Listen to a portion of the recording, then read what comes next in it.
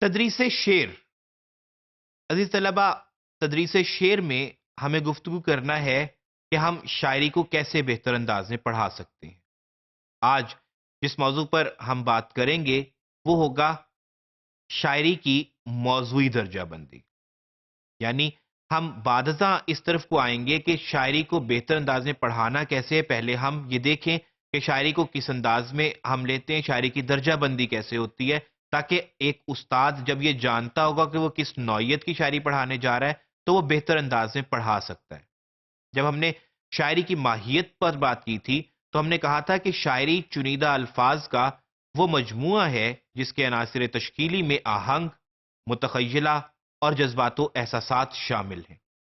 آج اس گفتگو میں ہم شاعری کی درجہ بندی پر بات کریں گے، جسے ہم جنرلی دو صورتوں میں دیکھتے ہیں۔ ایک جسے ہم موضوعی کہتے ہیں اور دوسرا ہیتی۔ ہیتی پر بات بعد ازاں ہوگی، ہم یہاں دیکھتے ہیں کہ موضوعی درجہ بندی سے کیا مراد ہے۔ تو شاعری کی موضوعی درجہ بندی سے مراد ہے کہ ہم شاعری کو موضوعات کی بنیاد پر مختلف خانوں میں تقسیم کرتے ہیں، یعنی شاعری کو اس کے موضوع کے حوالے سے دیکھتے ہیں۔ اس حوالے سے شاعری کی پہلی تقسیم یا پہلی قسم جسے ہم کہتے ہیں وہ ہے رزمیہ شاعری۔ یعنی رزمیہ شاعری میں جنگ و جدل کے قصے، فتح و شکست کی داستانیں اور عظیم فاتحین کی بہادری کی کہانیاں سنائی جاتی ہیں۔ یعنی بڑے بڑے فاتحین کی وہ کہانیاں جو ہمیں اہل یونان سے لے کر روما تک، بعد ازاں عربی شاعری میں اور پھر فارسی شاعری میں ہم دیکھتے ہیں، اور پھر وہی سلسلہ اردو شاعری تک در آیا۔ اس کے بعد دوسری صورت ہے بزمیہ شاعری کی۔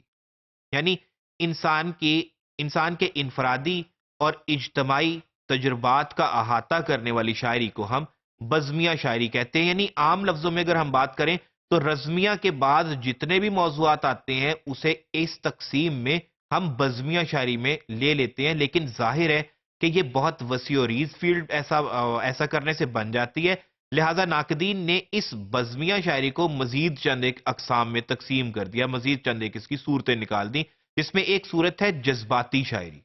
یعنی جذباتی شاعری میں تصورات حسن و عشق، ہجر و وصال، موت اور خاتمے کا تذکرہ کیا جاتا ہے۔ ایسے موضوعات ہوتے ہیں جس میں ہجر و وصال کی باتیں ہوتی ہیں، ظاہر ہے اردو غزل خاص طور پہ ایسے موضوعات میں ہم لے کر آتے ہیں۔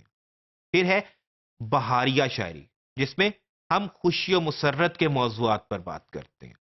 اسی طرح ایک شاعری ہے موضوعی اعتبار سے جسے ہم ملی یا قومی شاعری کہتے ہیں، جس میں ہم وطن، قوم اور دھرتی سے اپنے جذبات کا اظہار کرتے ہیں۔ یعنی اس شاعری کا تعلق ہماری قوم و ملت سے ہوتا ہے، جس میں ملی ترانے پڑھے جاتے ہیں، جس میں اپنے وطن سے محبت کا اظہار ہوتا ہے۔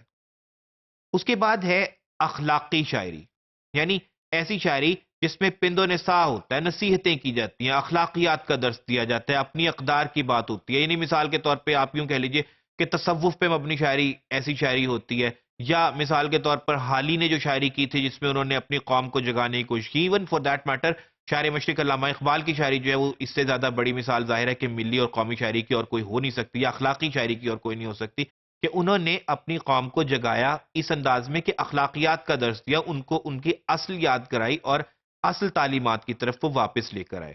تو یہ موضوعی درجہ بندی ہے جس میں ہم مختلف موضوعات کی بیس پہ شاعری کو تقسیم کر کے دیکھتے ہیں، نہ کہ اس کی حیت کے حوالے سے۔ اور اس میں ظاہر ہے کہ جب ہم لوگ موضوع کے حوالے سے بات کرتے ہیں تو پھر ہمارے پیش نظر ٹیکنیکلٹیز نہیں ہوتی، بلکہ وہ سبجیکٹ یا وہ موڈ آف پوئٹری ہوتا ہے جس کا ہم تذکرہ کر رہے ہوتے ہیں۔